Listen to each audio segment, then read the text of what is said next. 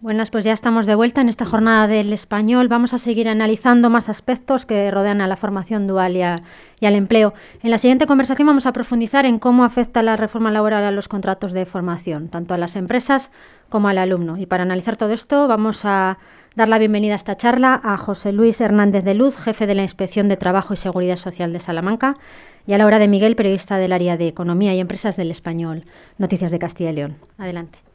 Muchas gracias, Alex. Muy buenos días a todos de nuevo. Gracias a los que nos están siguiendo a través de streaming en estas jornadas sobre formación dual y empleo en Castilla y León que ha organizado el Español Noticias de Castilla y León. A lo largo de la mañana se han abordado distintos aspectos, todos ellos importantes. Hay una reforma laboral que va a marcar el paso durante los próximos años respecto a lo que va a ser formación dual, respecto a lo que van a ser los contratos en prácticas, etcétera. Se han dicho cosas muy interesantes y se ha puesto en valor, se ha puesto de manifiesto cómo Castilla y León, sin duda alguna, es una comunidad autónoma, en este sentido un poquito pionera, ¿no? Está en unos niveles de excelencia, bueno, pues bastante altos a nivel nacional. ¿Por qué?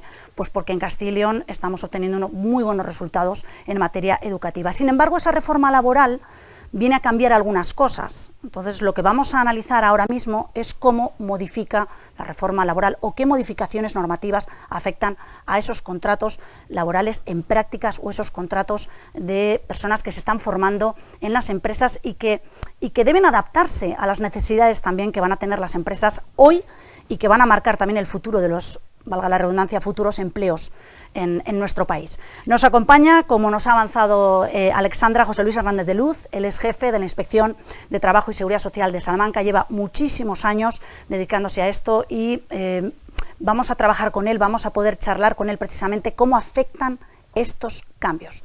Es una medida importante, insisto, tanto para empleadores como para la gente que está en las universidades o en la formación profesional, en la formación dual, y que quieren y que saben que van a tener que complementar esa formación con unas horas también de eso que llaman el learning by doing, de eso que es el poner en práctica lo que uno sabe y aprender in situ, en las propias empresas. José Luis, muy buenos días. Buenos días. Muchas gracias por acompañarnos en estas jornadas, en el español. El placer es nuestro. Hablamos de contratos formativos y de prácticas. José Luis, hay muchísima gente viéndonos a la que les interesa precisamente esto, ¿no? Porque, insistimos, afecta tanto a empleadores como a la gente que se está formando y que sabe que va a tener que complementar su formación con esas horas también lectivas en las empresas. ¿Esos contratos formativos y de prácticas han cambiado de nombre con esta reforma laboral? ¿Es un maquillaje? ¿En qué ha cambiado esto? Pues buenos días, encantado de estar aquí. Muchas gracias por la invitación al Español y al Consejo Económico y Social. Efectivamente, se ha anticipado un poco la respuesta en la mesa, interesantísima mesa que hemos tenido antes. No es un simple maquillaje. Llama primero la atención algo que parece intrascendente, yo creo que lo es, pero tampoco en la exposición de motivos nos dicen nada. ¿Por qué se ha puesto el título del artículo 11 en singular en lugar de en plural? Antes eran contratos formativos, ahora es contrato formativo, pero evidentemente pensando sobre ello no podemos entender que se trata de un solo contrato. Son dos contratos, contrato de formación en la alternancia y el contrato para la adquisición de la práctica profesional. Mucho más importante el cambio de denominación del contrato para la formación, el antiguo contrato para la formación y el aprendizaje, que el contrato en prácticas, como veremos. Respecto del primero, pues lo que se ha hecho ha sido lo que nos han dicho en la mesa anterior. Se ha incorporado al ámbito laboral la formación universitaria y la formación profesional. En el ámbito de los certificados de profesionalidad poco ha cambiado. Yo creo que la novedad está en estos dos tipos de alumnos, que son los que están cursando formación profesional y los que están cursando los estudios universitarios. No me voy a detener en ello porque, insisto, ha sido suficientemente explicado.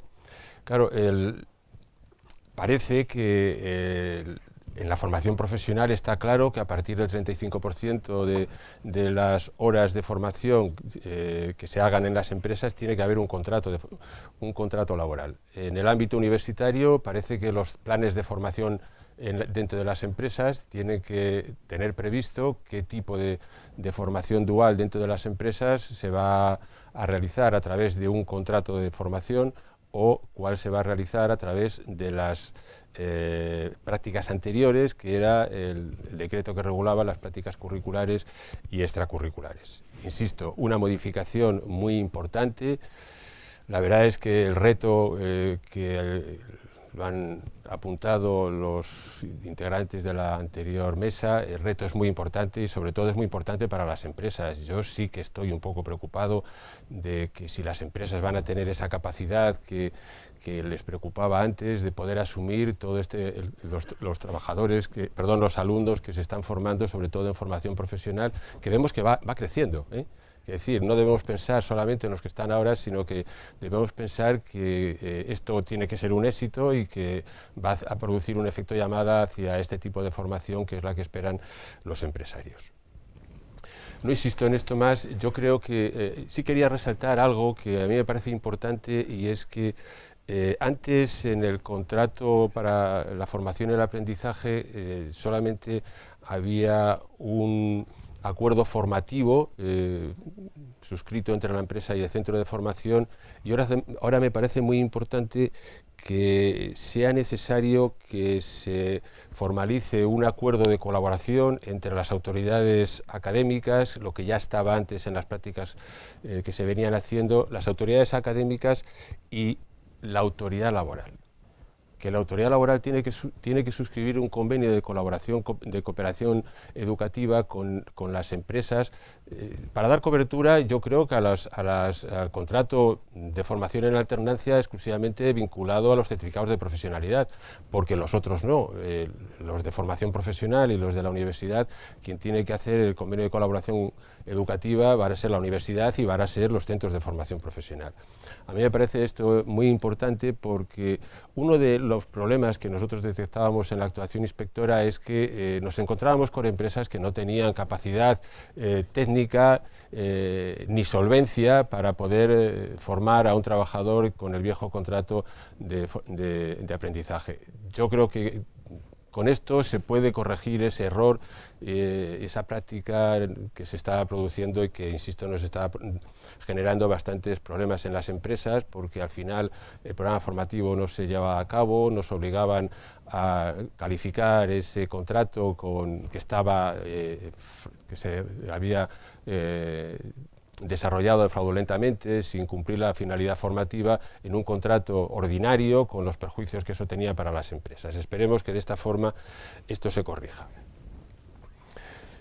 El contrato de práctica, de adquisición de la práctica profesional, el primero yo creo que está muy bien que se haya cambiado de nombre porque es una orientación completamente distinta.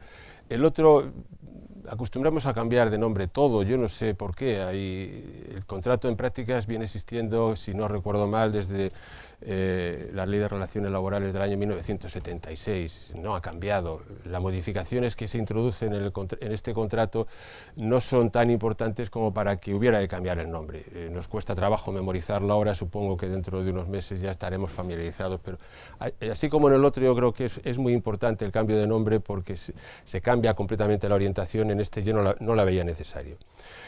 No hay novedades, salvo las que comentaré de su régimen jurídico al final, no hay novedades importantes. Hay una en el ámbito formativo que sí me interesa resaltar porque sí supone un refuerzo del carácter formativo de este contrato. Antes el contrato en prácticas no necesitaba un plan formativo en la empresa. Ahora sí, yo creo que esto es importante. No necesitaba ni plan formativo en la empresa ni la asistencia de un tutor. Y ahora sí que se impone que tiene que elaborar un plan formativo en la empresa para que nosotros nos sirva de guía para el trabajo que está realizando el trabajador. Y además es necesario que haya un tutor cualificado en la empresa. A mí me parece un avance importante. Y hablando del contrato en prácticas, aunque no afecta directamente a la reforma que estamos comentando, sí que me interesaba, sí que quería hacer una breve reflexión sobre, al hilo de las prácticas en las empresas, las prácticas que se están realizando por titulados al margen del contrato en prácticas o con la nueva terminología de la adquisición de la práctica profesional. La disposición adicional tercera de la Ley 27 de 2011 estableció la posibilidad de realizar prácticas no laborales en las empresas por parte no solamente de los que estaban cursando estudios, sino también de los que tenían la titulación. Son unas prácticas que, bajo el nombre genérico de beca, que nadie sabe muy bien lo que significa, los titulados universitarios sobre todo y fundamentalmente de carreras técnicas, pues realizaban estas prácticas como becarios, que en muchos casos no eran retribuidas o retribuidas de forma mínima para compensar determinados gastos, y que supone un aprovechamiento de los titulados porque están trabajando, porque vamos a decirlo, los becarios son trabajadores titulados que no cobran. Y sorprendentemente este tipo de prácticas en las empresas para adquirir la práctica profesional derivada de los estudios no se hacían a través de la forma natural. La forma natural de hacer prácticas en las empresas, ¿cuál es? A través de un contrato en prácticas, que para eso está, y el contrato en prácticas no se utilizaba. No se utilizaba porque las empresas, insisto, no las empresas, las buenas empresas, las malas empresas, se aprovechaban de los titulados universitarios y tenían una mano de obra muy barata, y hasta el punto de que los titulados ya tenían o tienen asumido en algunos ámbitos que para poder tener un empleo digno tengo que estar explotado durante 1, 2, 3 años. Esto yo creo que hay que erradicarlo, ¿eh? Se está negociando el estatuto del becario. Se anunciaba el estatuto en la ley de reforma del mercado de trabajo y se está negociando con bastante repercusión mediática. Lo vemos cómo se está haciendo, y yo espero que esto en el estatuto del becario se corrija y que las prácticas de los titulados se realicen a través del renovado contrato en prácticas. Para eso lo tenemos. Y que las prácticas no laborales en las empresas pues se limiten exclusivamente a los estudiantes. Y también apelo a los poderes públicos para que este tipo de prácticas de titulados en las empresas, si no se corrigiera, pues que no se subvencionen en la forma que se está subvencionando, que la subvención venga para que los titulados universitarios realicen prácticas en las empresas a través del contrato de formación y aprendizaje, adquisición de la práctica profesional, repito, como ha debido ser siempre. Esto nos está dando muchísimos trabajos. Antes había referencias a la inspección de trabajo. Claro, en muchas ocasiones estas prácticas no laborales en las empresas, amparadas mediante cualquier título, pues lo que encubrían era una auténtica relación laboral. Auténtica relación laboral que nos obligaba a dar de alta a los trabajadores, sancionar a las empresas, liquidar el periodo trabajado, y mucha inseguridad por parte de las empresas. Esto que no beneficia a nadie, no beneficia a las empresas serias, no beneficia a los iba a decir alumnos, a los trabajadores titulados, y nos da mucho trabajo a la inspección. No encuentro ningún motivo para que se siga manteniendo. Bueno, esta nueva normativa, finalmente, por lo que nos está exponiendo, lo que puede venir es a complementar y lo que puede venir es a corregir determinados abusos o determinadas prácticas que no son las más idóneas o las más adecuadas, y en cualquier caso las que no fija la ley. Vamos a hablar, si les parece ahora, de otro tipo de contrato que también es importante, que se da en muchísimas ocasiones por parte de los empleadores, que es el contrato a tiempo parcial. ¿Esto en formación es posible? Muy oportuno. Nos sorprende el contrato a tiempo parcial en los contratos formativos, el trabajo a tiempo parcial en los contratos formativos.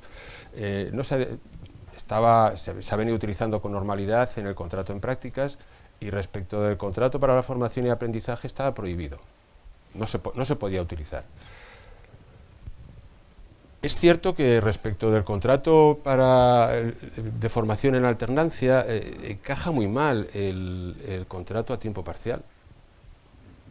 Yo creo que casi no cabe. Pensemos que el contrato de formación en alternancia tiene dos partes. La parte práctica en la empresa, que es el trabajo efectivo en la empresa, y por otro lado la parte de formación en los centros. Claro, el contrato es único, es la suma de los dos. ¿Cómo puede ser a tiempo parcial la suma de estas dos magnitudes? La de la práctica en la empresa sí, si tuviéramos un módulo de referencia para la práctica en la empresa, pero la suma de las dos es muy difícil. Yo creo que es muy difícil su existencia. Lo que es cierto es que está previsto. Y está previsto en el articulado, en la letra K del punto 2 del artículo 11, hace una referencia de que el contrato, los trabajadores de formación en alternancia no pueden hacer horas complementarias. Sabemos que las horas complementarias es un concepto que es propio del contrato a tiempo parcial. Pero es más, de forma explícita, en la disposición que regula la cotización, nos dice que cuando el contrato de formación en alternancia se formalice a tiempo completo, la cotización será de esta forma. Cuando se formalice a tiempo parcial, la cotización será de esta forma. Quiere decir que se está declarando que el contrato de formación en la alternancia se puede realizar a tiempo parcial. Decía que encaja mal el tiempo parcial en este tipo de contrato, pero es que después en la práctica tampoco tiene ninguna consecuencia el hecho de que sea a tiempo parcial o a jornada completa, porque, digo para el empresario, porque el empresario, ¿qué obligaciones tiene en relación con este contrato? Retribuir el tiempo de trabajo efectivo. Tú, en todo caso, sea a tiempo parcial o sea a jornada completa, ¿qué obligación tienes? Retribuir el tiempo de trabajo efectivo. Segundo, la disposición que regula la cotización de estos contratos te dice: la cotización en los supuestos de jornada completa será, la cotización en los supuestos de tiempo parcial será igual que a tiempo completo. Entonces, la trascendencia práctica del contrato a tiempo parcial para las empresas no existe. Da igual que sea a tiempo completo o a tiempo parcial. Sorprendentemente, el modelo de contrato que ha editado el Servicio Público de Empleo le ha dado un código de contrato a tiempo parcial, pero no recoge dentro del cuerpo del contrato, si habéis visto los modelos, no recoge a tiempo parcial, es igual en los mismos términos que recoge el tiempo parcial en el contrato para la adquisición de la práctica profesional. Por lo tanto, por lo que estamos viendo, queda todavía muchísimo trabajo por hacer y a partir de ahora, tanto empleadores como la universidad, como los centros educativos, etcétera, van a tener que ponerse muy al día de cómo va esta normativa, entre otras cosas, bueno, pues para no caer en determinados fraudes y no caer en determinadas prácticas que en cualquier caso no son las que marca la ley o las más recomendables, evidentemente. Si le parece, señor Hernández, podemos hablar de las novedades de la reforma laboral en cuanto a la regulación de los contratos formativos. Hablamos de esa ley 32, creo que es de vital importancia para todos los que nos estén escuchando y que sean profesionales precisamente de este sector. Sí, yo creo que las modificaciones más importantes que se han producido en estos contratos son estas que hemos comentado. Es la orientación nueva. Yo resalto la importancia que al menos para mí tiene el hecho de que el contrato para la adquisición de la práctica profesional necesite un plan formativo y la asistencia de un tutor. Era un déficit que no tenía ningún sentido su inexistencia antes. Los otros temas, el régimen jurídico, algunas de las cuestiones ya surgieron en la mesa anterior, pues son cuestiones puntuales que vamos a repasarlas ahora, pero que tienen mucho menos trascendencia desde el punto de vista estructural de la regulación. Por ejemplo, en la formalización. Antes el contrato, empezando por el contrato formativo para la obtención de la práctica profesional. Antes se podía formalizar dentro de los 5 años, ahora solamente se puede formalizar dentro de los 3 años. Y antes no venía previsto algo que yo creo que es importante, yo creo que es positiva la regulación, lo veremos a lo largo de la exposición, yo creo que es positiva. No puede hacer un contrato, este tipo de contrato, quien haya obtenido experiencia profesional en la empresa durante más de 3 meses. No era de recibo que tú hubieras estado en la empresa trabajando y después no existiera ningún límite para que la empresa, como tienes la titulación y está dentro de los 5 años, tú has estado trabajando conmigo 1 año, controlas perfectamente tu actividad y ahora te hago un contrato en prácticas. Ahora ya no se puede. Yo creo que es muy importante esta modificación. La duración. Bueno, pues estas son estimaciones que han considerado excesivo la duración de 6 meses y 2 años, aunque se podía concretar por el parte del convenio colectivo. Sin embargo, ahora se limita a 6 meses y 1 año. Insisto, son regulaciones muy puntuales que tienen muchísima trascendencia para las empresas, pero que la esencia del contrato no le afectan este tipo de cuestiones. Periodo de prueba, más de lo mismo. Periodo de prueba antes podía llegar hasta los 2 meses, ahora solamente es 1 mes, salvo que el convenio colectivo establezca otro periodo de prueba.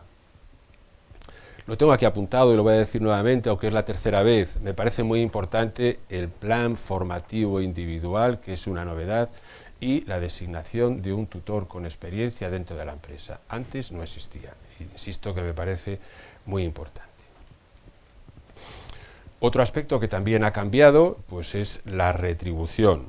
Antes era la fijada en convenio colectivo, o el 60% el primer año y el 75% el segundo, del salario correspondiente al puesto de trabajo que se desempeñaba antes en la regulación antigua. Ahora es la fijada en convenio colectivo o el salario correspondiente a las funciones desempeñadas.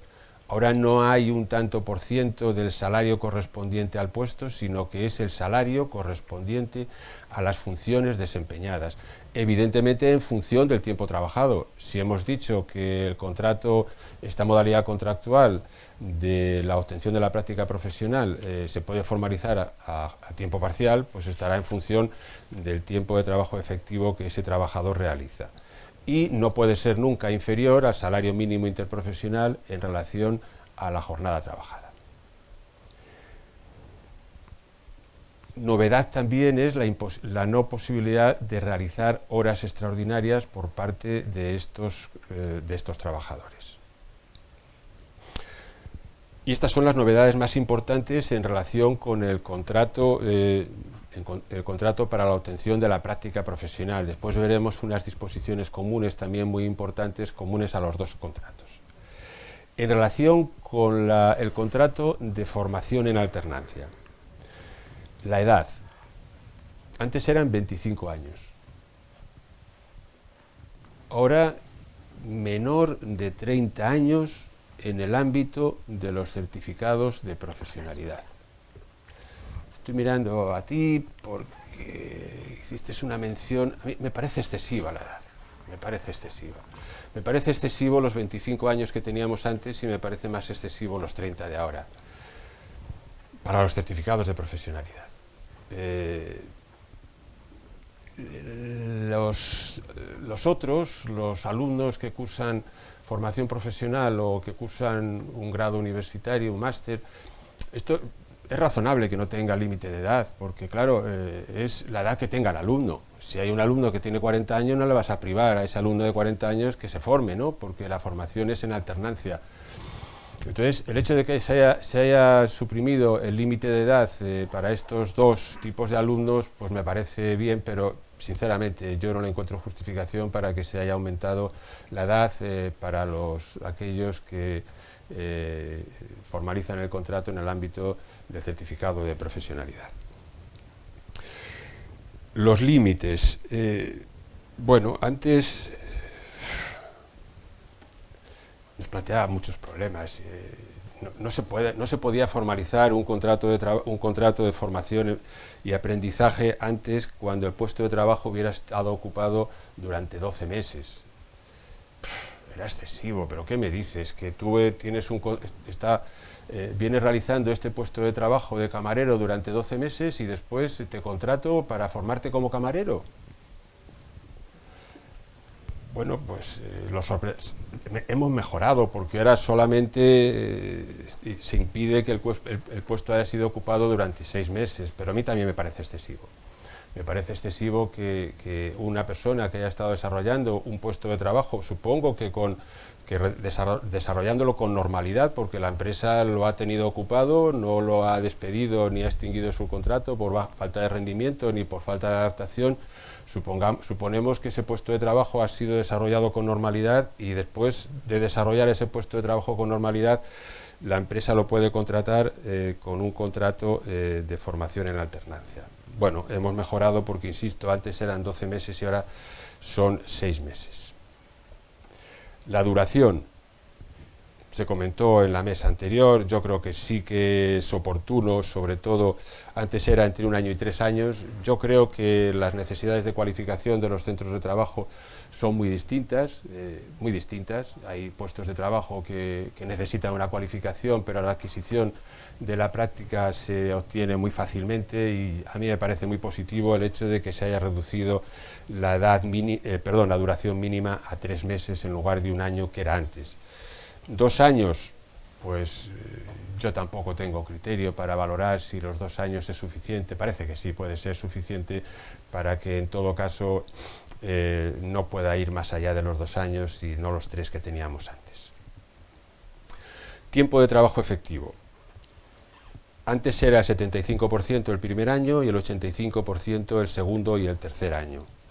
Ahora se ha reducido al 65% el primer año y se queda en el 85% también en el segundo año.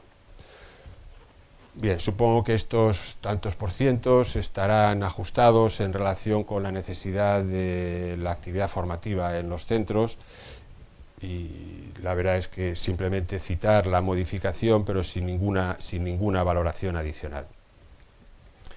La retribución, pues es la fijada en convenio colectivo en proporción al tiempo de trabajo efectivo, que era la que venía, la de antes, y no inferior al salario mínimo interprofesional en función del tiempo de trabajo efectivo. Esto es lo que decía el artículo 11 anterior, y ahora sigue diciendo la fijada en convenio colectivo, y en su defecto el 60% el primer año y el 75%, una modificación muy importante, del puesto de trabajo que ocupe el trabajador.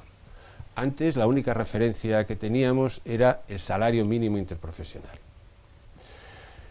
Ahora el salario mínimo interprofesional pues ya es mucho más importante que lo era antes. Antes el salario mínimo interprofesional era muy bajo, y además como era una referencia de tiempo de trabajo efectivo en relación con el salario mínimo interprofesional, pues el salario a que tenía derecho el trabajador era realmente muy bajo. Ahora 60-75% del puesto de trabajo, pero a mí me parece lo importante también es que, porque el 60 y el 75% del puesto de trabajo en muchos casos se va a quedar por debajo del salario mínimo interprofesional, y se introduce la garantía del salario mínimo interprofesional para que ningún trabajador cobre menos del salario mínimo interprofesional en relación de la jornada de trabajo efectivo. Que era lo que decía antes, que el empresario va a tener que retribuir siempre no el salario correspondiente a la jornada contratada, sino al salario correspondiente al tiempo de trabajo efectivo. Por eso decía yo que la jornada contratada, sea a tiempo parcial o jornada completa, es irrelevante. Lo que tenemos que fijarnos exclusivamente es en el tiempo de trabajo efectivo. Estas son las modificaciones. Evidentemente ni he sido exhaustivo ni tampoco muy riguroso en cuanto a la hora de profundizar en su regulación. Está un poco más detallada que este resumen que yo he hecho respecto de las dos modalidades contractuales. Yo voy a seguir hablando de 2 modalidades contractuales y no de una. Se completa con algo que ya era común en las normas reglamentarias que regulaban los contratos formativos, con unas normas comunes. Las normas comunes referidas a los 2 contratos, a los 2 contratos formativos. Hay una mención en los dos relativa a los trabajadores con discapacidad, respecto de los cuales no se aplica el límite de edad en ningún caso, ni la duración máxima del periodo de tiempo transcurrido entre la obtención de la titulación y la formalización del contrato. Se regula algo que quizás no fuera necesario, que es cuando se incumplan las obligaciones formativas, se entenderán concertados por tiempo indefinido. Yo creo que con la previsión general de que del fraude de ley sería suficiente para transformar estos contratos formativos en unos contratos ordinarios. Sí que quiero llamar la atención sobre las consecuencias de los contratos que en su ejecución se aprecie fraude de ley. Este fraude puede venir, puede venir por distintos motivos, pero fundamentalmente viene porque no se respetan los requisitos de formación.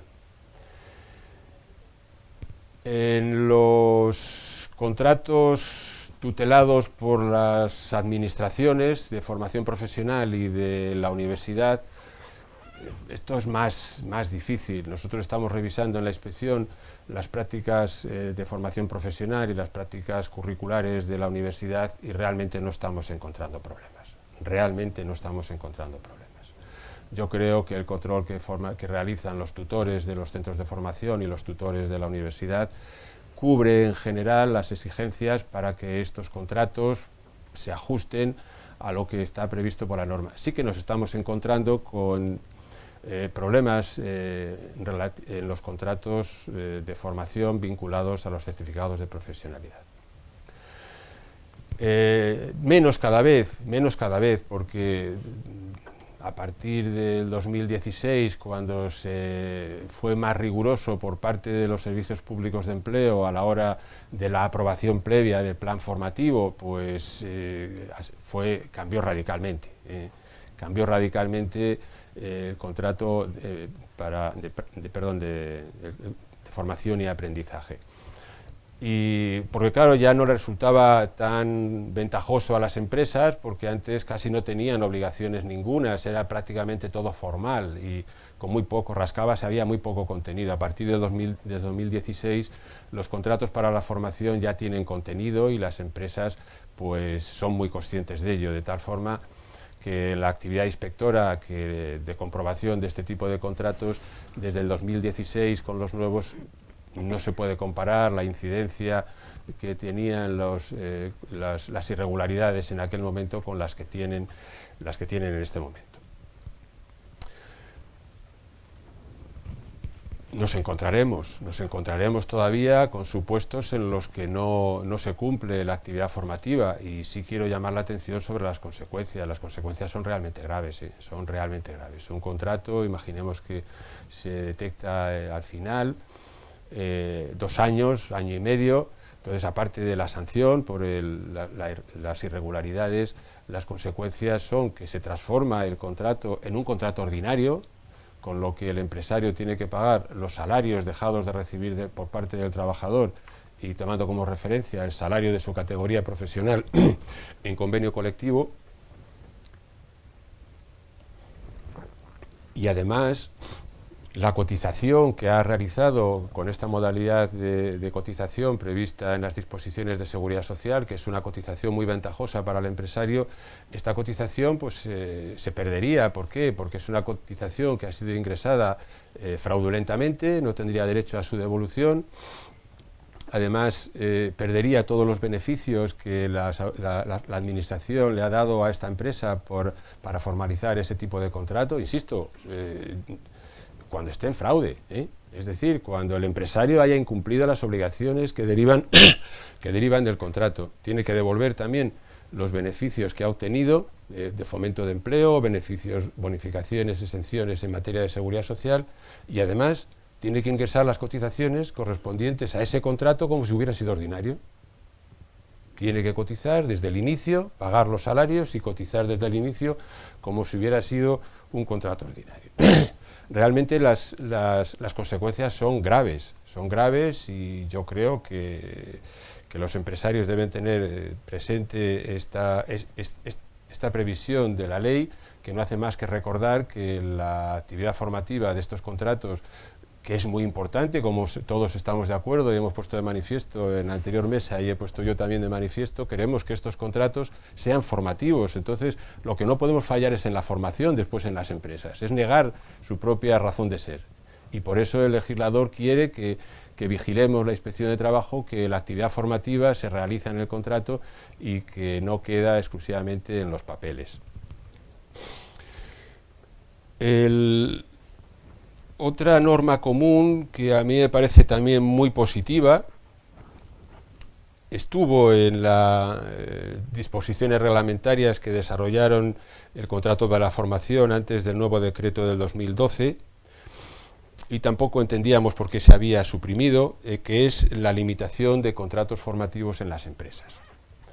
Claro, parece que estoy diciendo lo contrario de lo que decíamos antes, ¿no? Va a haber problema para seleccionar empresas para que puedan acoger a todas las prácticas y la formación práctica en las empresas, y por otro lado yo estoy diciendo que es muy favorable esta limitación. Yo creo que no es una contradicción. No es una contradicción porque nos hemos encontrado con excesos como que en una empresa de 10 trabajadores tiene 9 trabajadores en formación. Claro, eso no es lo que quiere el legislador, ¿eh?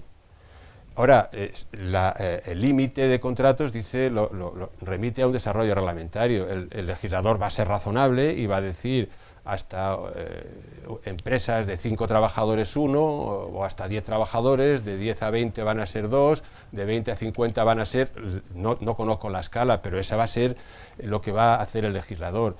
Va a ser un tanto por ciento limitado de trabajadores en formación. ¿Por qué? Porque es lo razonable, ¿eh? Porque necesitan integrarse dentro de la estructura de la empresa y no va a ser la estructura de la empresa los trabajadores en formación, ¿eh? No sabían en estas empresas no sabían ni quién era su tutor, porque tampoco tenían tutores para ellos. Entonces, a mí me parece muy positivo que se limite el número de trabajadores con contrato formativo, y también que se limite el número de alumnos trabajadores que tiene cada tutor. No puede ser que un tutor tenga 25 alumnos. Es imposible, ¿eh? Porque es que, bueno, ya a partir de 2 no creo que sepa las peculiaridades de cada uno. Entonces, yo creo que esto es muy positivo, ¿eh? Esperemos que el desarrollo reglamentario venga pronto para que los posibles excesos que puedan venir por ahí se corrijan. Y tenemos que ir terminando. Pues ya termino. Un minuto de exposición. Un segundo. Ya termino. Y eso que está interesantísima la exposición, porque vamos, mejor no se puede exponer, pero tenemos que... Ya termino. Gracias. La última modificación es ampliar los derechos de información. Derechos de información de los representantes de los trabajadores.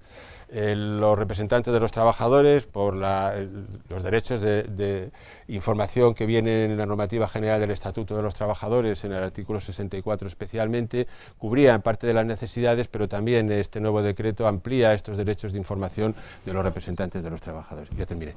No, pues yo estaría escuchándole, y estoy segura de que nuestros espectadores también, todos los que nos siguen a través de streaming, estarían escuchándole muchísimo más tiempo, porque además es lo bueno de cuando uno centra las exposiciones en personal, en funcionarios, en gente que es experta en la materia, ¿no? Ha sido un placer escucharle, y yo creo que ha sido muy pedagógico, sin duda alguna. Nuevas obligaciones para las empresas y mayor control de cara a esos contratos de ahora en adelante. Nos quedamos un poquito con ese resumen. Muchísimas gracias, José Luis Hernández de Luz, jefe de Inspección de Trabajo y Seguridad Social de Salamanca. Un placer haber estado con usted. Muchas gracias.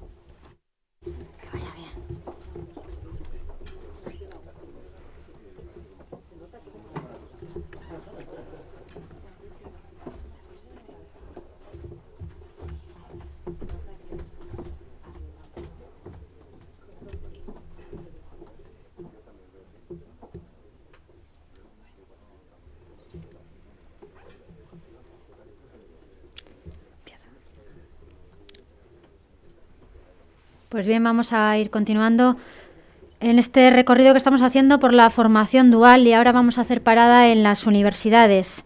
Es una vía casi inexplorada, pero que quiere abrirse camino en un futuro próximo. En esta mesa vamos a contar con la visión del CES y vamos a analizar también lo que está haciendo la Junta de Castilla y León para avanzar en su implantación. También veremos cómo se está trabajando desde la universidad para poner todo esto en práctica.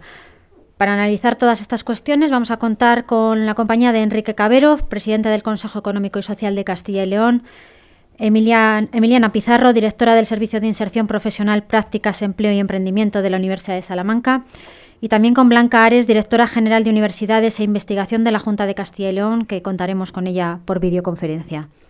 Una mesa redonda moderada por Álvaro Salvador, periodista del Español Noticias de Castilla y León. Adelante. Bueno, pues continuamos con estas jornadas de formación dual, ¿no?, y empleo en Castilla y León. Ya hemos visto un poco la formación profesional dual y todo lo que ello implica, ¿no?, y cómo va creciendo año a año. También hemos visto un poco cómo la reforma laboral ha cambiado esos contratos formativos, y ahora nos vamos a centrar un poco en la formación dual en la universidad. Por un lado, muy importante para el alumno, ¿no?, para que adquiera ese conocimiento teórico y ese conocimiento práctico, y también para unir a las universidades, al alumno y también a las empresas, y una formación dual universitaria, pues que es un proyecto embrionario, ¿no? Real Decreto 822 de septiembre, 28 de septiembre, del Ministerio de Universidades, en ese artículo 22 en el que aparece esa primera mención a la formación dual, ¿no?, en las universidades. Enrique Cabero, presidente del Consejo Económico y Social de Castilla y León. No sé, ¿cómo lo ves? ¿Cómo ves este artículo 22, la formación dual universitaria? ¿Qué es? Explícanos un poco. Muchas gracias, Álvaro, por esta mesa redonda. Agradezco nuevamente la oportunidad de desarrollar esta mesa aquí, de poder intervenir, y agradezco mucho también compartir esta mesa con dos personas muy admiradas por mí, tanto la directora general de Universidades e Investigación, Blanca Ares, como la directora del Servicio de Inserción Profesional, Prácticas y Empleo de la Universidad de Salamanca, Mili Pizarro. Gracias. Encantadísimo de compartir con vosotras esta mesa.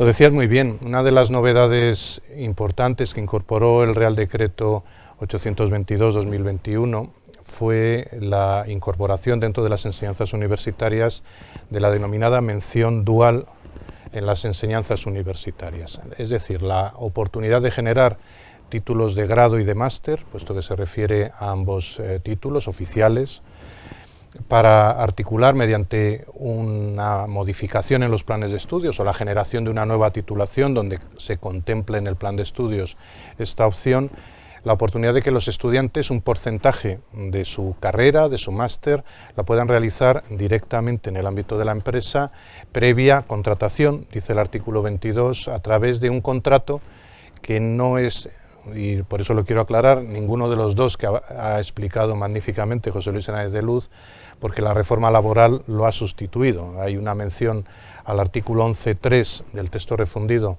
del Estatuto de los Trabajadores, que realmente hay que entenderla hecha ahora al 11.1, es decir, este contrato de formación en alternancia, que ha sustituido también, junto a los dos que se han citado, a un tercero que no llegó a aplicarse nunca, que entró en vigor el 1 de enero de 2021 y fue derogado en diciembre de 2021, que es el contrato para la formación dual universitaria, que ahora hay que entenderlo remitido al contrato de formación en alternancia, ampliado ya a los universitarios.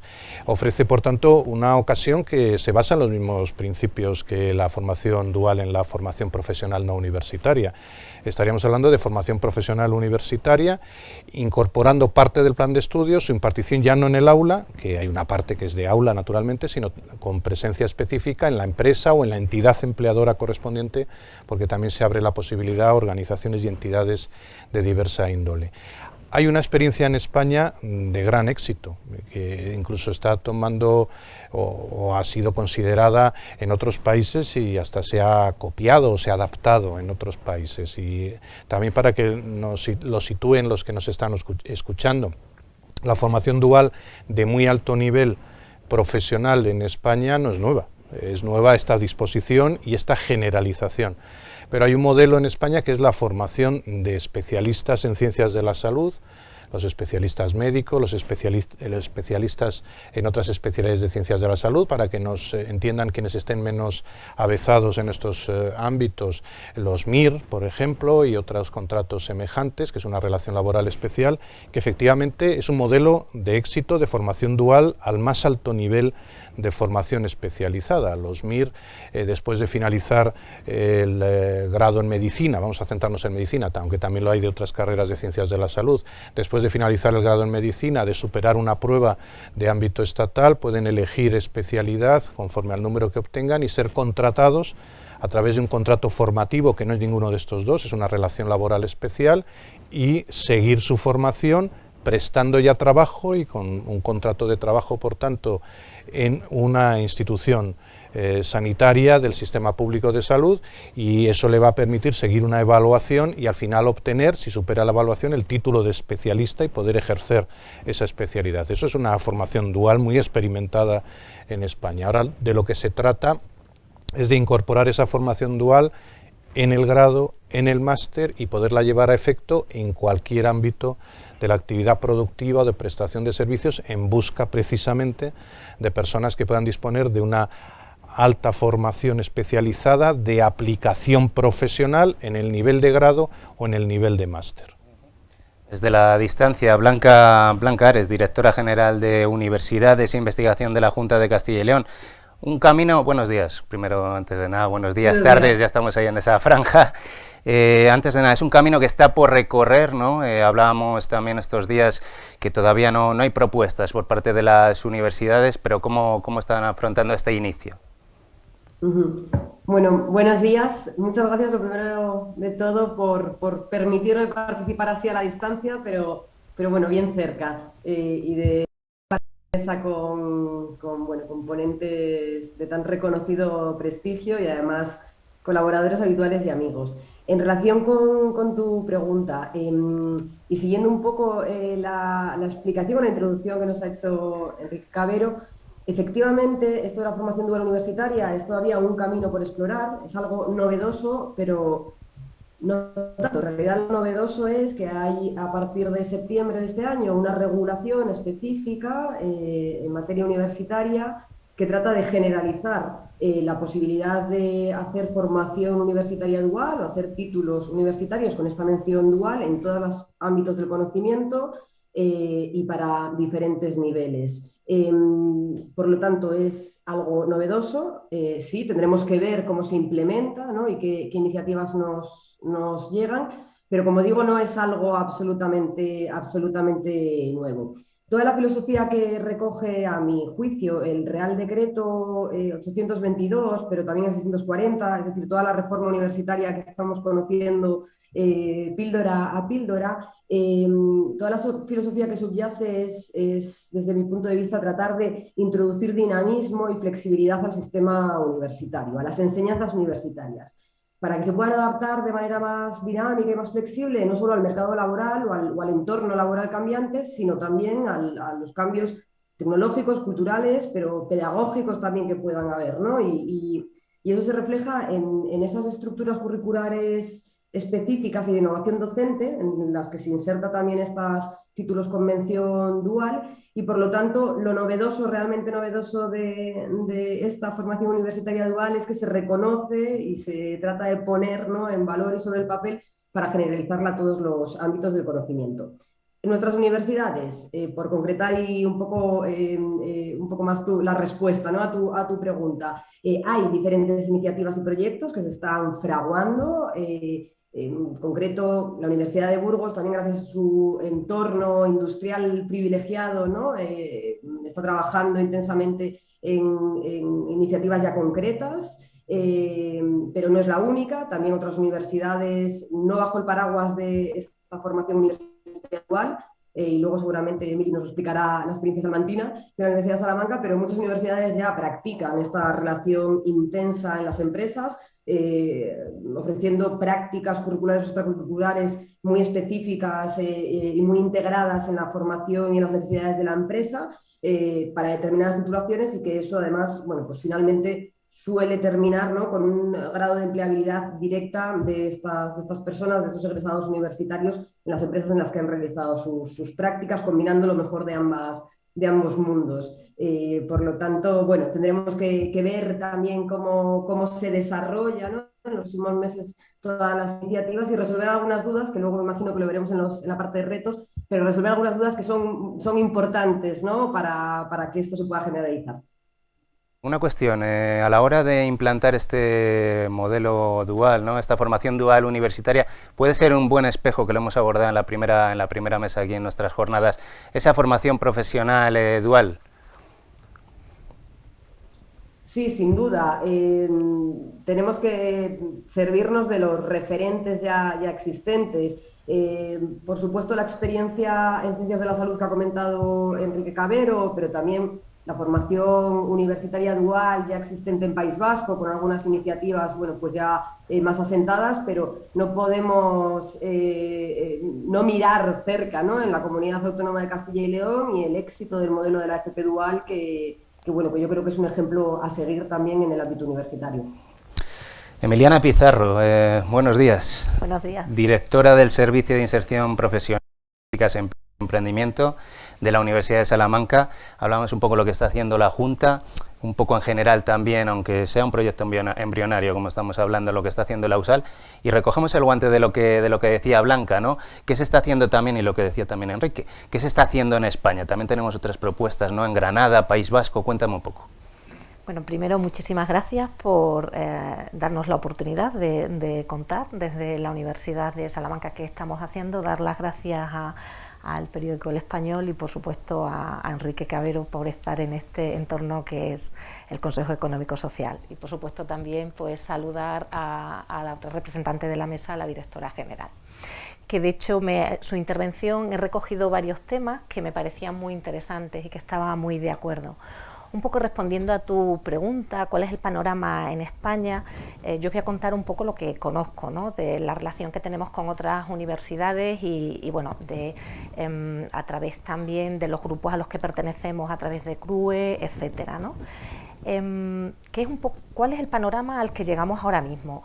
Hay un dato que me gustaría poner sobre la mesa, ¿no? Los primeros que empiezan a trabajar en España, que es en el ámbito catalán, las universidades catalanas y las universidades del País Vasco, pues hay un dato del País Vasco, y es que si no me confundo en alguno, este año, para el curso 21-22, desde el País Vasco tienen en funcionamiento 27 grados y 14 máster con mención dual, ¿no? Que luego sí me gustaría que pudiésemos intervenir en especificar qué es esa mención dual, pero un poco hablando del panorama.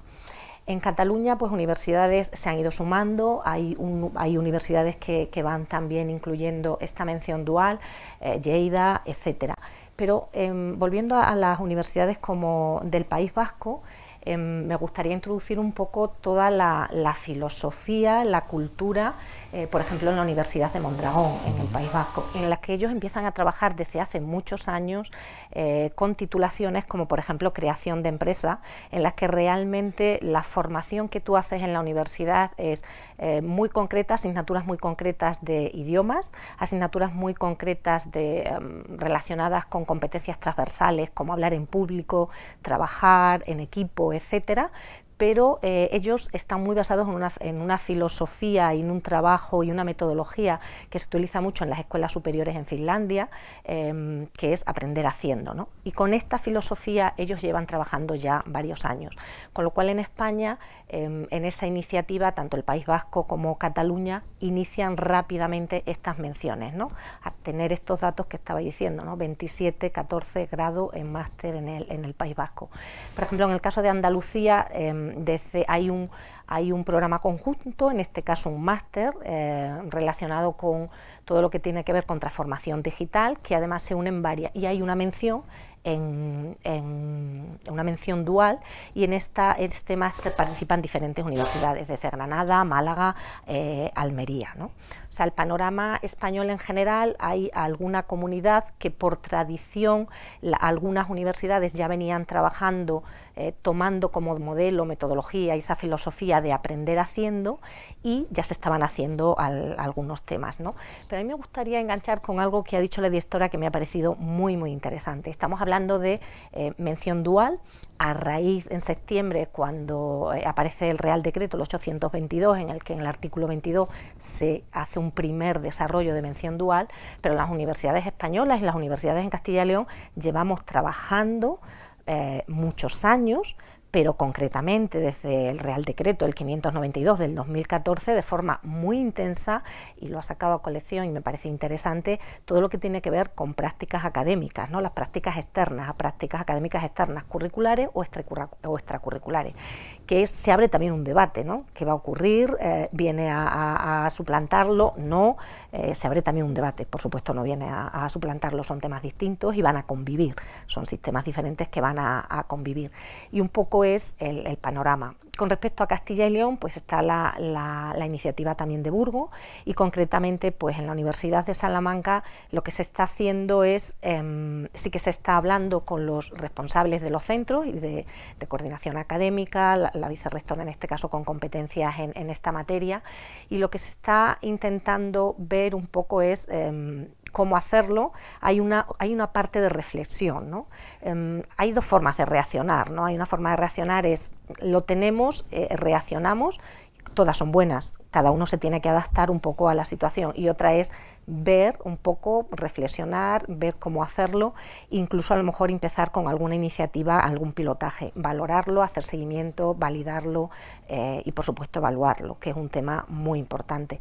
Aquí van a salir temas pues como fomenta la empleabilidad, pero bueno, no me quiero adelantar a temas que son interesantes, ¿no? Y eso sería un poco el panorama, ¿no? Estamos pues aquellos que por tradición ya venían trabajando diferente y han iniciado muy rápido, aquellas universidades que venían trabajando en una parte a raíz de las prácticas, pero una vez que aparece esta mención, pues es ver, ¿no? Porque tiene muchas implicaciones para la empresa, y que imagino han salido muchas en las mesas anteriores, y para la empresa y por supuesto para las universidades, ¿no? En este caso. Emiliana, en relación al tema de grados, ¿qué grados podían ser compatibles un poco con esta mención dual? ¿Cómo lo ve? La mención dual está abierto completamente a todos, y el contrato también, como muy bien explicaba el ponente anterior, José Luis.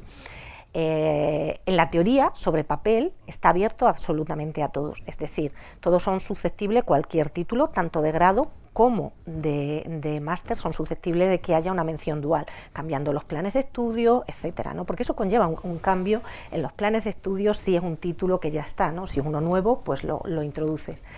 ¿Qué es lo que está ocurriendo? Pues si comparamos con otros países, como por ejemplo Alemania, Francia, que tienen muchísima tradición, en Alemania, si vemos un poco la evolución, no solo en formación, ellos son muy fuertes en formación profesional, pero lo introdujeron luego a las escuelas superiores, que no es exactamente, su sistema no es como el nuestro, ellos tienen también lo que son las escuelas superiores y universidades. Sus escuelas superiores están entre FP y universidad. Ellos empiezan con FP, pasan a escuelas superiores, y en la universidad está menos desarrollado, pero también está desarrollado. ¿Por qué lo introduzco? Porque ellos se basan, sus primeros títulos en formación dual están muy basados en el ámbito técnico e industrial, y muy relacionado con ingenierías, ¿no? Y es donde aparece, donde son fuertes, donde hay un abanico muy amplio de oferta formativa. Sin embargo, en los últimos años han empezado a aparecer estas formaciones duales también en sanidad, en el ámbito social y en el ámbito relacionado con medio ambiente, ¿no? Que es ahora pues una preocupación actual en el mundo y en el contexto en el que vivimos. Sin embargo, ellos, por ejemplo, no han introducido en el ámbito de humanidades. Estoy contextualizando y quizás no te estoy respondiendo.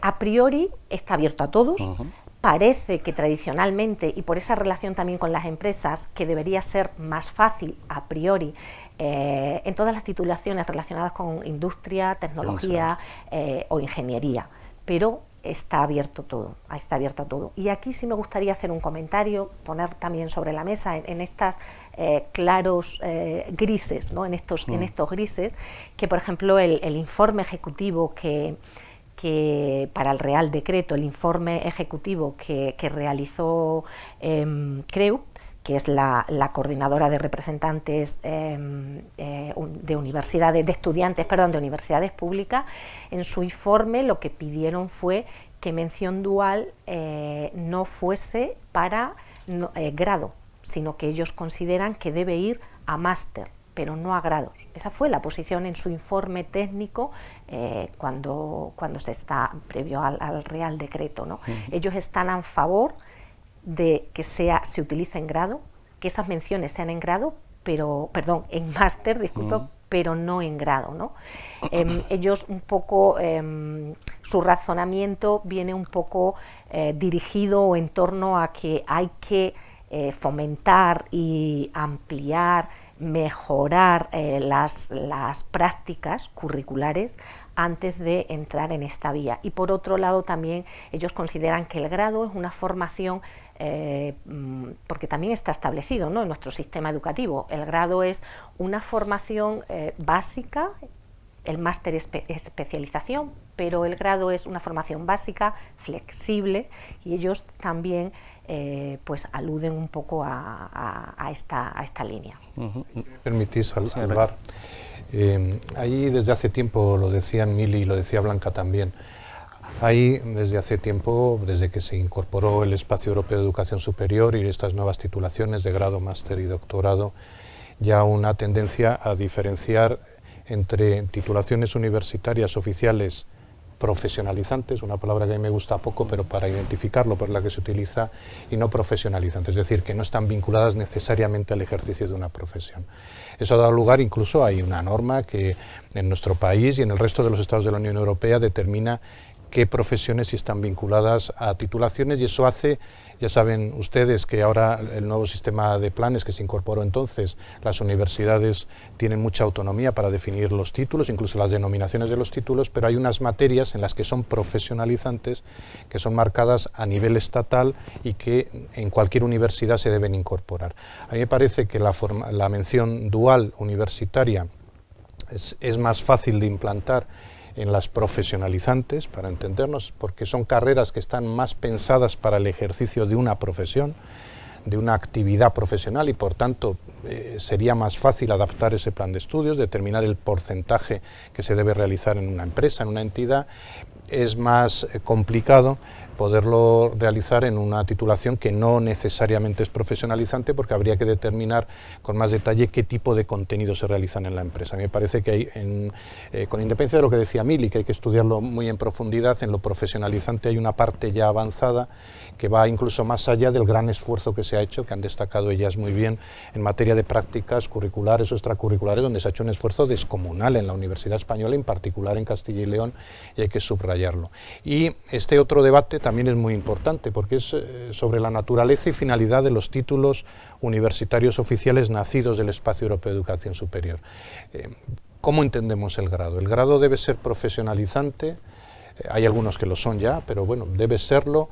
Es esa etapa de especialización y orientación al ejercicio profesional, a la formación profesional universitaria, debe ser fundamentalmente de la etapa de máster. Este es un debate que no se ha acabado de resolver en España, quizá en otros países tampoco, pero en España claramente, que es donde estamos hablando. Por eso hay esa tendencia a decir, mejor empiecen ustedes la mención dual con los másteres, porque están pensadas más para el ejercicio profesional, pero bueno, no es fácil de articular, porque sí es verdad que hay grados que tienen una dimensión profesional grande. Ese debate que decía Mili es muy interesante porque sigue sobre la marcha, hasta el punto de que si vamos al artículo 22 de este Real Decreto que estamos citando tanto, el 822/2021, vemos que para los grados el porcentaje de créditos que se contemplen en el plan de estudios para desarrollarlos en la entidad colaboradora está entre el 20 y el 40%, que es bastante, si se llega al máximo un 40% es mucho, y en los másteres se sube entre el 25 y el 50, es decir, que se puede llegar en un título de máster universitario a que el 50% de los créditos estén articulados en el plan de estudios para su realización en el ámbito de la empresa o de la entidad colaboradora en general.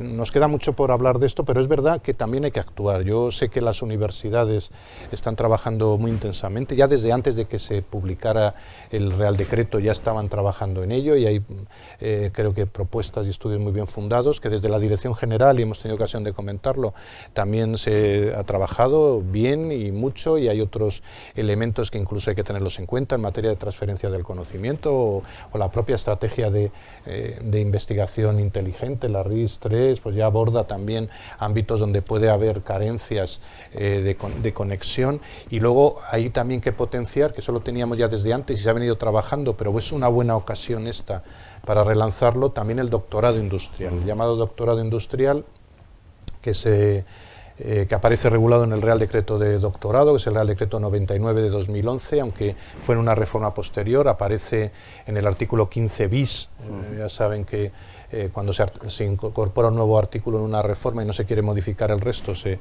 hace uso de esta técnica. El artículo 15 bis de ese Real Decreto, del Real Decreto 99-2011, regula el doctorado industrial, y ahí de alguna manera estamos hablando ya de una formación dual universitaria de muy alto nivel. Estamos hablando ya del título de doctor, estamos hablando de personas contratadas en esas empresas, estamos hablando también de la resolución de asuntos que necesitan las empresas a través de la investigación, la innovación, la transferencia del conocimiento. En definitiva, este es otro instrumento que en algunas comunidades, como las que citaba Mili, especialmente en el País Vasco, ha sido muy impulsado. En Castilla y León también existe, pero creo que, y desde el CES haremos todo lo posible por colaborar con la Consejería de Educación y la Dirección General, y naturalmente con las universidades, para que con un compromiso amplio de las universidades, de las organizaciones sindicales y empresariales más representativas y otras organizaciones que forman parte del CES, podamos desarrollar un modelo que para Castilla y León sería extraordinario, porque debemos decir aquí que tenemos un sistema universitario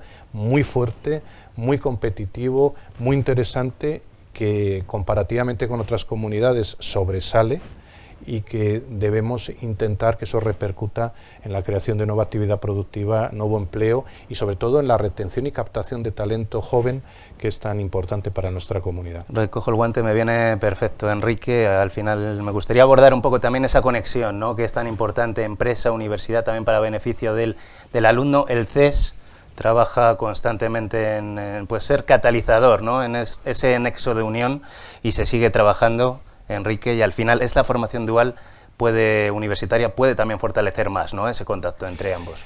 Nosotros, como institución que es consultiva, esa es la naturaleza que nos da el Estatuto de Autonomía, consultiva de las Cortes, consultiva del Gobierno de la comunidad, estamos relanzando esta dimensión, la dimensión de la importancia que tiene la formación para el empleo, la empleabilidad, la formación y la educación en general, y para lo que es la apertura de oportunidades para las personas que se forman y que quieren después llevar a la práctica la formación que tienen, pues la formación dual y otras vías, porque no hay que olvidar, no nos puede hacer olvidar esta regulación de la formación dual lo que decíamos antes, ¿no?, todo el esfuerzo que se ha hecho en prácticas, en los convenios de cooperación educativa, que ha tenido tanto éxito que precisamente ahora va a dar cobertura a todo este nuevo sistema, la cooperación educativa. También hablaba José Luis Hernández de Luz antes. Creo que este es un buen lugar, un buen foro para propiciar ese encuentro entre el sistema universitario y el ámbito de las organizaciones más representativas, porque este tiene que ser un proyecto colectivo y que sobre todo no genere ningún tipo de recelos en ningún ámbito, porque yo creo que de la intervención de José Luis Hernández de Luz se podía deducir la vía de la formación dual, de las prácticas universitarias bien hechas, bien diseñadas, con programas formativos, con buenos planes de estudios, es una vía extraordinaria para las empresas y otras entidades. Un disparate de prácticas pues sería una fuente de posible fraude laboral, y naturalmente desde las organizaciones sindicales, también desde las empresariales, que son muy serias, no lo verían bien. Por tanto, un buen sistema. Yo creo que en Castilla y León tenemos la oportunidad de generar un buen sistema de formación dual, de prácticas, de colaboración universidad-empresa, por las características que decía antes, tanto del sistema educativo, del sistema universitario, como de las organizaciones. Y desde el CES queremos contribuir, queremos colaborar en esa vía, porque ahí tenemos una gran opción en este momento de transformación del sistema económico productivo y con los retos que tenemos sobre la mesa, que requieren personal bien cualificado y requieren transferencia del conocimiento. Hablábamos esta semana de dos conceptos que me parecen muy importantes, que los ponías, Enrique, sobre la mesa, tanto un poco la formación a la carta como la oficina de empleo, ¿no? La universidad como oficina de empleo. Explícame.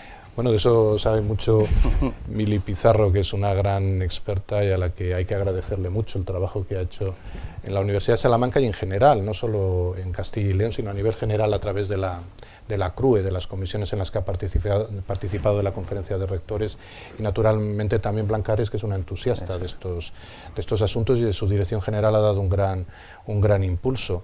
Las universidades no solo se limitan a formar, que ya de por sí es un servicio público importante, a través de los títulos oficiales de grado, máster y doctorado, también tienen títulos propios y también tienen la oportunidad, porque tienen mucho talento en nuestras universidades, hay grandes expertos y expertas en sus departamentos, en sus institutos, de generar un programa de formación a la carta, de formación permanente, de formación continua, como se le quiera denominar, en un contacto permanente con los sectores empresariales, con las administraciones y con empresas individuales también, ¿no?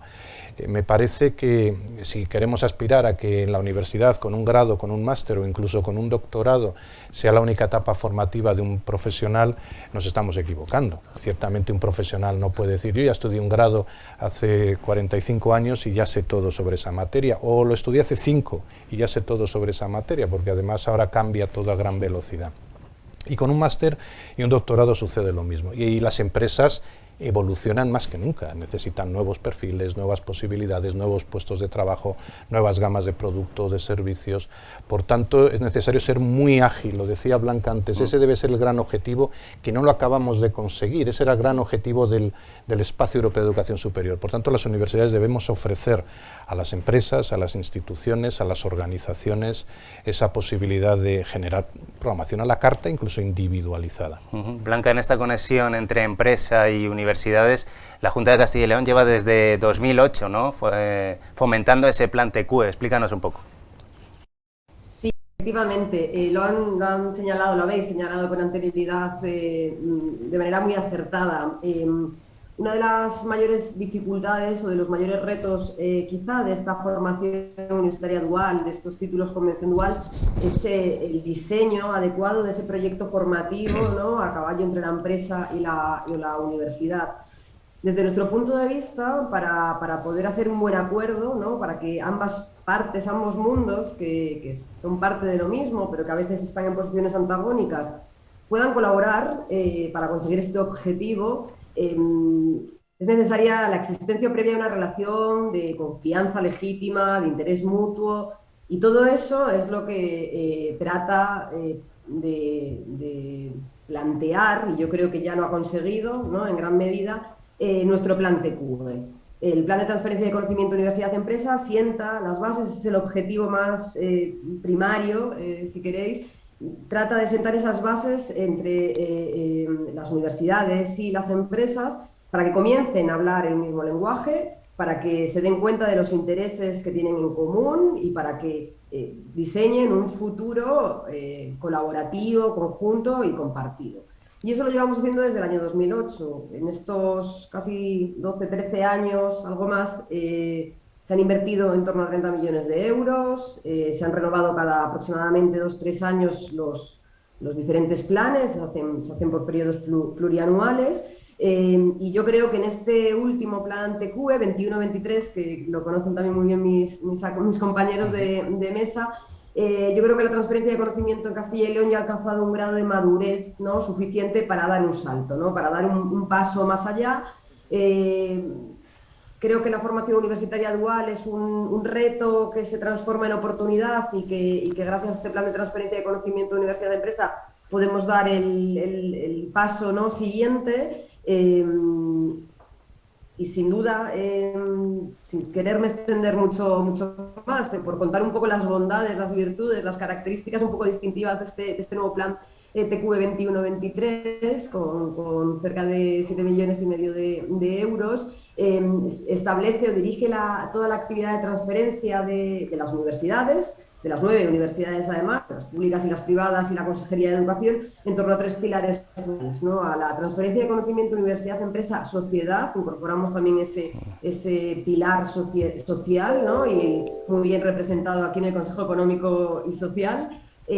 Otro pilar que gira en torno al emprendimiento universitario innovador, y también le da una vuelta más y plantea también retos globales, retos locales y sociales a los que debemos dar respuesta, y un tercer pilar relacionado con la cultura científica y con la difusión de la ciencia regional, ¿no? Para poner en valor todo lo que hacemos, también esa referencia que ha hecho Enrique, ¿no? Sobre las buenas investigaciones que se hacen en Castilla y León en sus universidades y de cómo se tienen que poner a disposición de la sociedad y también de las empresas. Creo que con esos 3 pilares y sus 14 medidas y bueno, y un montón de otras actuaciones que se integran de una manera o de otra en el plan TQE, creo que tenemos un muy buen instrumento, ¿no? para potenciar este acercamiento entre ambos mundos, para que hablen ese mismo idioma y para que caminemos poniéndonos en la vanguardia, ¿no? Como ya hacemos en muchas ocasiones, aunque no nos lo creamos. Emiliana, hablábamos también con Enrique de esa oficina de empleo, ¿no? En la USAL se está reforzando esta figura a la hora de elaborar ferias, los alumnos van a salir al mercado laboral también, pues conozcan un poco de primera mano antes de salir a el entorno, ¿no? Laboral. Sí, en la Universidad de Salamanca, al igual que en otras universidades de la región de Castilla y León, los servicios de empleo cada vez han ido tomando más peso, más fortalezas en cuanto a los servicios que ofrecen, ¿no? En muchas de las ocasiones, pues por supuesto, y en muchos de los programas vamos muy de la mano pues con la Junta de Castilla y León. Ha nombrado, por supuesto, el plan TQE, que es fundamental para las universidades por el apoyo que se recibe, por la trascendencia que tiene y hasta dónde puedes llegar, ¿no? Es un apoyo grande. Pero trabajamos también en otros programas, por supuesto, y las universidades en programas propios. ¿Qué quiero decir? Lo que quiero decir es que es muy importante, hoy estamos aquí en un foro en el que estamos hablando de algo muy concreto, que es la formación dual, con esa aparición a partir del Real Decreto del 822 y las implicaciones que tiene, ¿no? Tanto en FP como en universidades. Pero desde el punto de vista de las universidades no tenemos que olvidar que es una línea. Me ha gustado mucho cuando la directora ha hablado de acompañamiento, ¿no? De seguir en el camino. Las universidades y el mercado laboral y el tejido empresarial tenemos que ir de la mano y tenemos que ir en el mismo camino, enganchando precisamente con lo que decía también Enrique, que también me parece fundamental. Es necesario que en la comunidad de Castilla y León, consigamos que el talento se pueda quedar. Eso, ¿cómo va a unir, ¿no? ¿Cómo va a unir? Una línea es la formación dual, porque te va a permitir que los estudiantes ya estén en la empresa. La selección que se puede hacer, porque no hay vía de selección más mejor, entre comillas, que esa propia inserción en la empresa donde tú desarrollas unas prácticas o mención, ¿no? Entonces, eso va a repercutir finalmente en que el talento se quede aquí. Pero insisto, no es la única vía. Mención dual es una vía que se nos abre, importante, muy importante, es un reto, es una oportunidad desde las universidades, en este caso de Castilla y León, pero tenemos que atender, digamos, a todos nuestros estudiantes, a todos nuestros jóvenes y fomentar que puedan quedarse, ¿no? ¿Y eso cómo lo estamos haciendo? Pues a raíz de distintos programas. Están los programas en prácticas que hablábamos. Los programas en práctica van a convivir con la formación dual. En eso se está invirtiendo y en la comunidad se está invirtiendo desde hace mucho tiempo.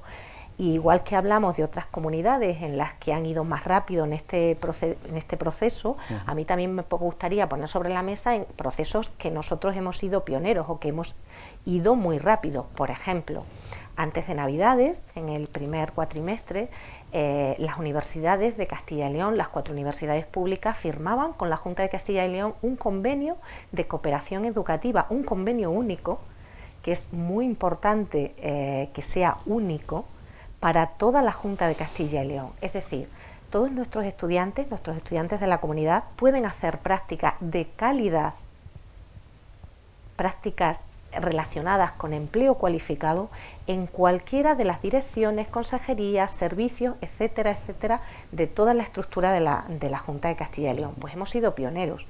No hay a nivel de ninguna comunidad un convenio único con la propia Junta.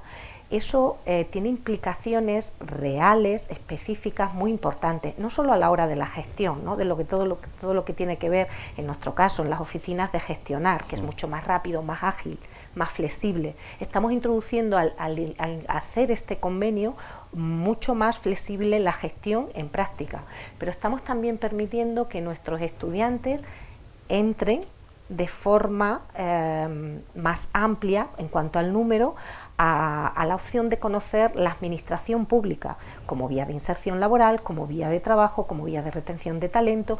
Tiene muchísimas implicaciones. Entonces, esa es otra línea, ¿no? Pero hay muchas más. Pues están las ferias de empleo, que trabajamos con las empresas, a las que siempre hay que agradecer, a todas las empresas que participan, ¿no?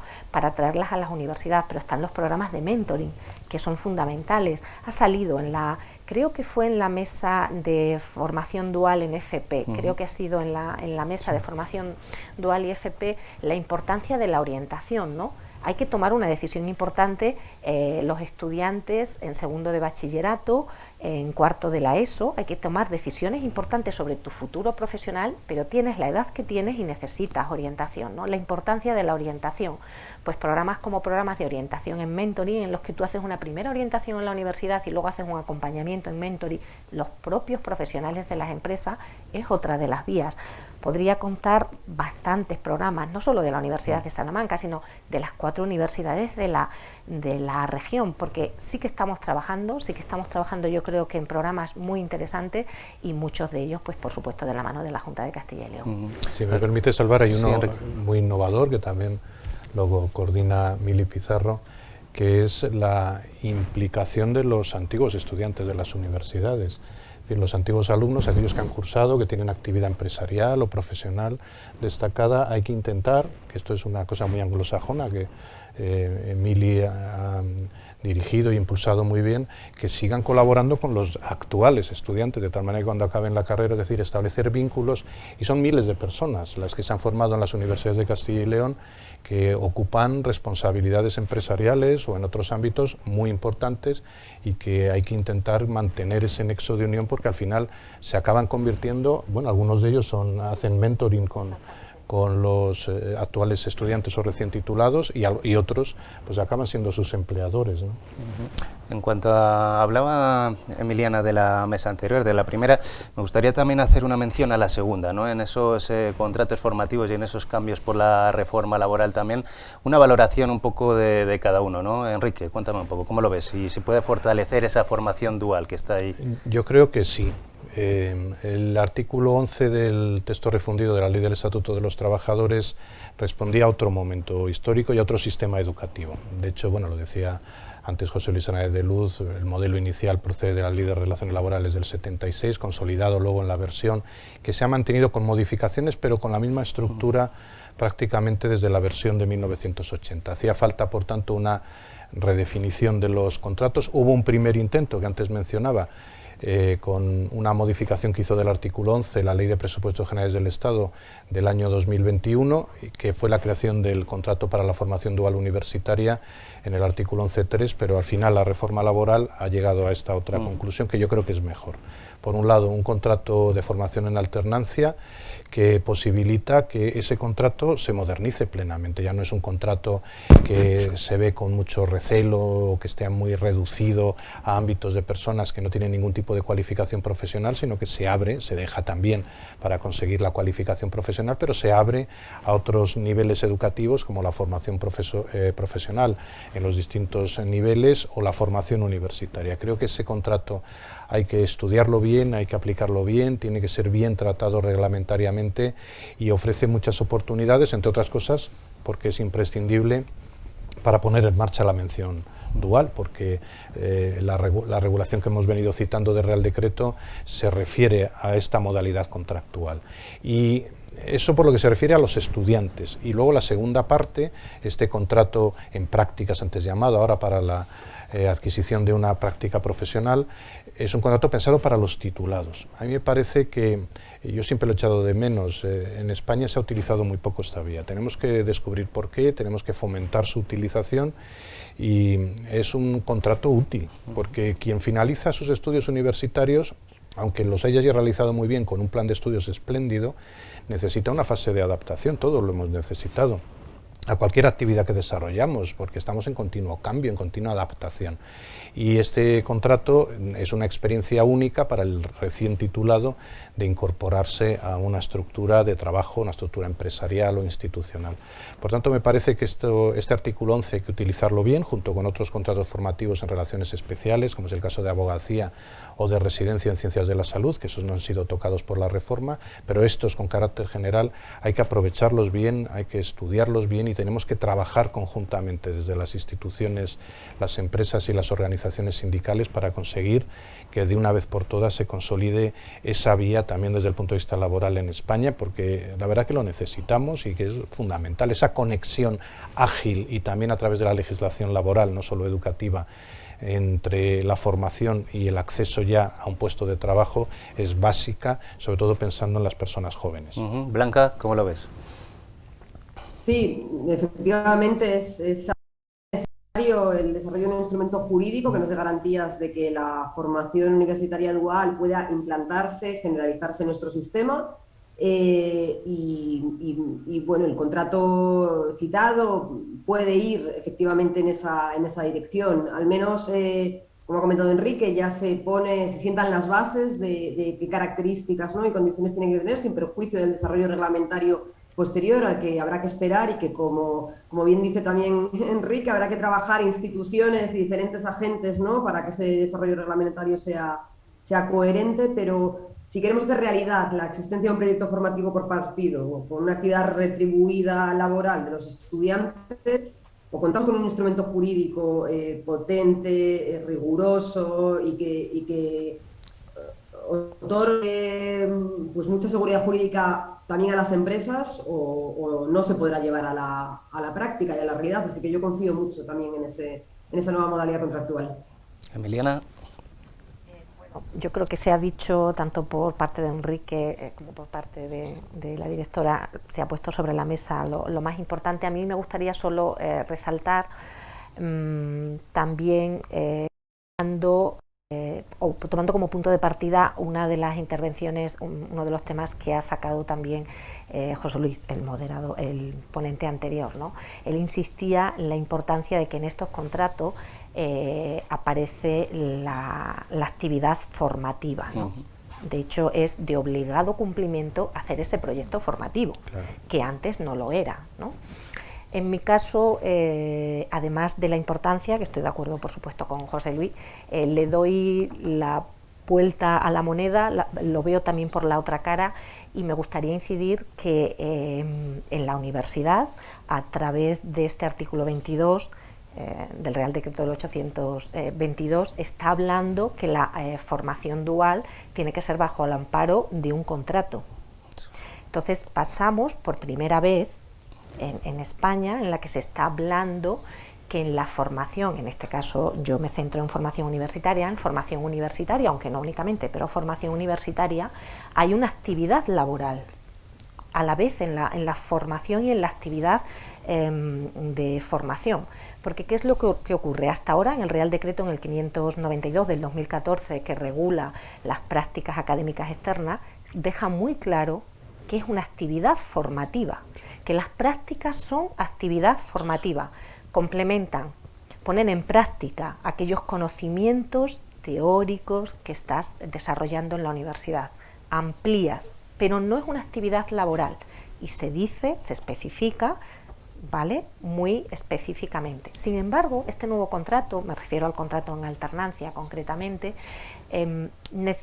cambias, hay una actividad laboral, hay un proyecto formativo que también cambia, y muy importante, el tutor de empresa en esa actividad laboral, porque en la actividad formativa, en prácticas, ya existía el tutor, pero en la actividad laboral no. Entonces, quería resaltar ese aspecto que no debemos olvidar, y las implicaciones que tiene, ¿no? Y las implicaciones que tiene, desde mi punto de vista, muy positivas, pero hay que tenerlas en cuenta. Estamos finalizando. Vemos un proyecto, ¿no?, embrionario que acaba de nacer, podríamos decir. Enrique, futuro, esta formación dual universitaria, ¿nos metemos prisa? ¿Cuándo puede estar en marcha en Castilla y León? ¿Cómo lo ve? Yo creo que, ya se ha dicho, se lleva trabajando tiempo en esa aproximación, se lleva trabajando tiempo en la formación fuera de las aulas y ya por tanto hay una experiencia muy importante que ha dotado las prácticas. Debemos también aprender de lo que se ha hecho y bien en el ámbito de la formación profesional dual. Debemos también tener muy presente lo que se ha hecho en formación dual con los especialistas en ciencias de la salud, que es algo que hemos asumido la ciudadanía con normalidad, incluso no lo llamábamos así, pero es un gran ejemplo. Y creo que sin prisa pero sin pausa, teniendo en cuenta las potencialidades de nuestras universidades, nuestro tejido empresarial, las necesidades institucionales y de las organizaciones, sí que deberíamos pronto poder incorporar la mención dual en grados y en másteres.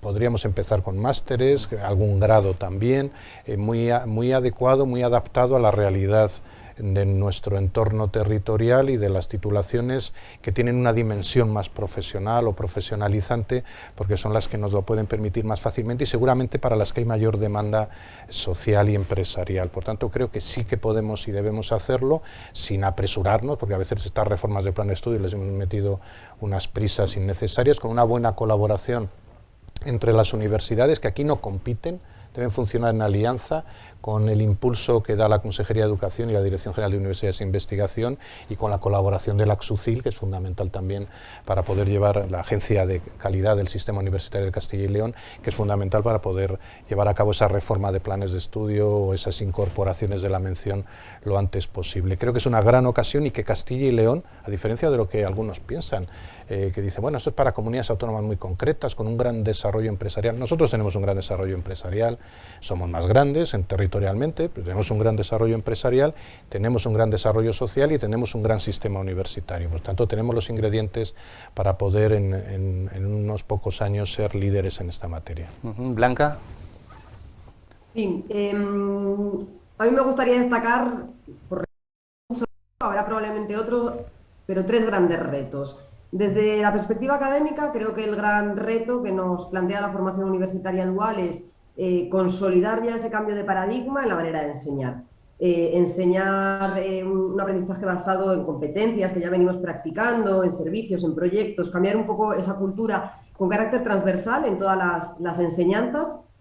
Desde la perspectiva empresarial, creo que el gran reto es el cambio de paradigma, ¿no?, de lo que significa formar ya a estudiantes en las propias empresas, ese cambio un poco en la cultura empresarial que ya se está practicando desde hace muchos años, pero de verdad convencernos del instrumento que tenemos para generar y retener talento, ¿no?, a través de la formación universitaria dual que tanto necesitan nuestras empresas. Y desde el punto de vista, desde la perspectiva regulatoria, yo creo que el gran reto es ese desarrollo reglamentario del contrato, de la modalidad contractual que ha decidido el legislador, ¿no? También queda todavía trabajo por hacer y no podemos desatender, creo que, ninguno de los 3 enfoques o de las 3 perspectivas. No obstante, creo que estamos preparados. También comparto totalmente la visión del presidente del CES. Tenemos un sistema universitario potente, nuestros docentes e investigadores están en la frontera del conocimiento, como es propio y característica de la universidad, desarrollan metodologías innovadoras en muchos ámbitos y están absolutamente preparadas para dar el salto a esta nueva manera también de pensar o de repensar, ¿no?, el futuro y la empleabilidad. Y las empresas, por otro lado, también están absolutamente preparadas en Castilla y León para afrontar este cambio y yo creo que deseosas, ¿no?, de implementar estas nuevas fórmulas, porque tenemos, como digo, un sistema muy potente y gracias a instituciones como el Consejo Económico y Social de Castilla y León yo creo que vamos a poder coordinarnos todavía más y generar foros en los que surjan efectivamente de manera efectiva estas nuevas iniciativas. Y Emiliana, para cerrar.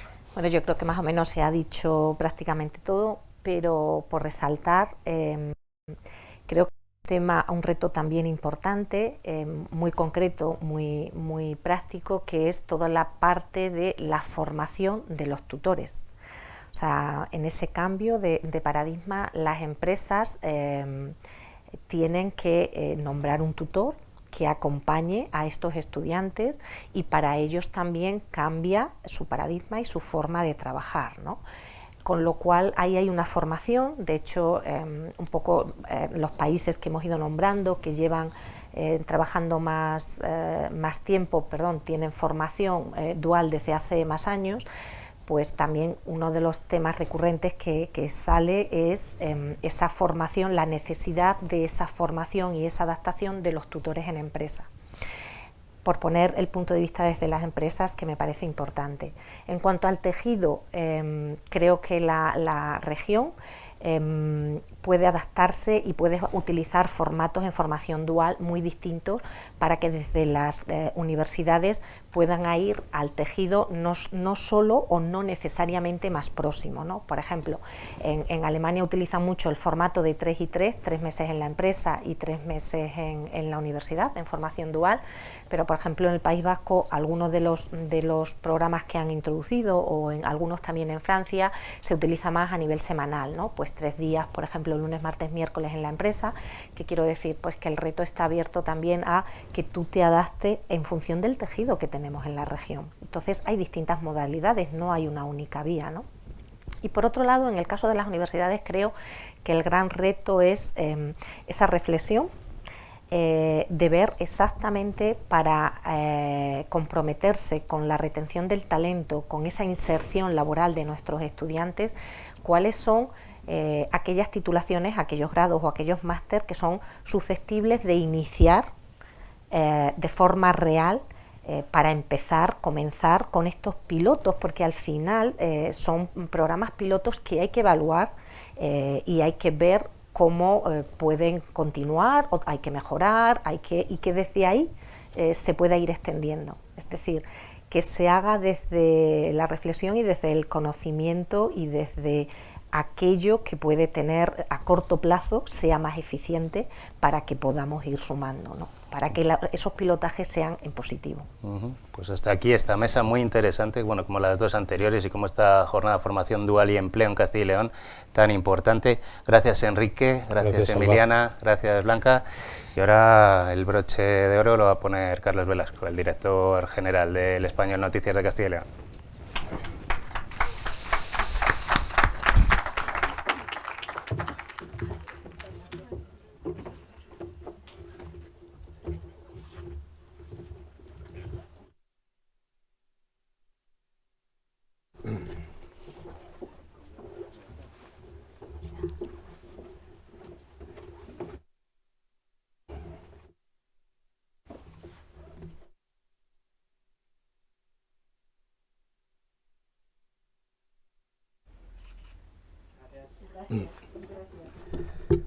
Bueno, buenos días o buenas tardes ya, muy brevemente, porque es viernes y creo que son casi ya las 2 de la tarde.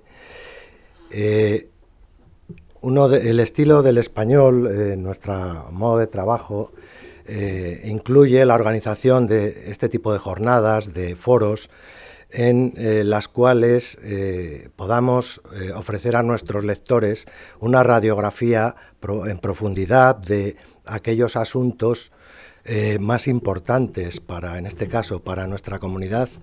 Yo creo que el tema de la educación es un pilar fundamental para cualquier sociedad, y desde luego la actualidad está ahí, puesto que recientemente se acaban de aprobar las modificaciones en materia de formación profesional.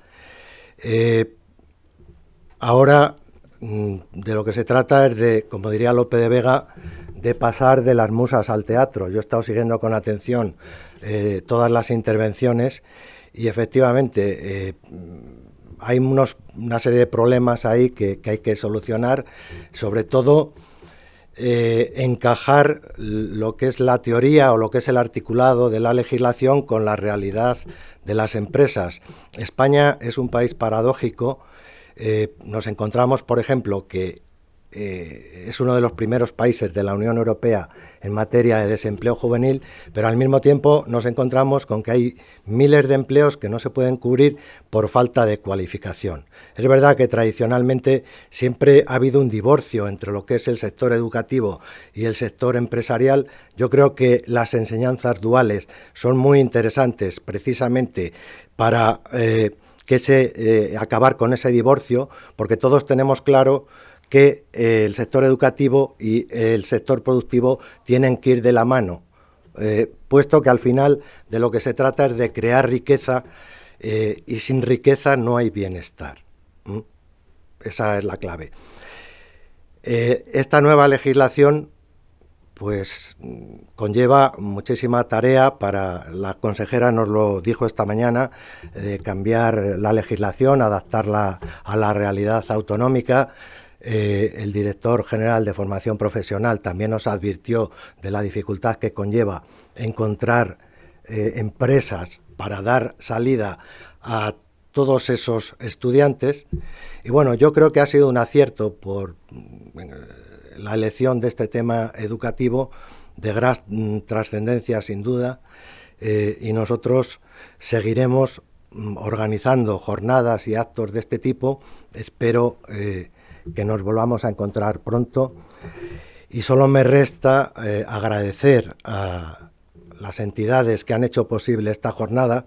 Este material va a quedar colgado en nuestra web en el español a disposición de quien quiera utilizarlo, y digo que solo me resta agradecer a las instituciones y entidades que han hecho posible esta jornada, en particular al Consejo Económico y Social de Castilla y León y a su presidente, Enrique Cabero, a la Consejería de Educación de la Junta de Castilla y León y al grupo empresarial Aspasia, así como a todos los ponentes que han participado en las mesas y en las conversaciones. Por mi parte nada más, muchísimas gracias.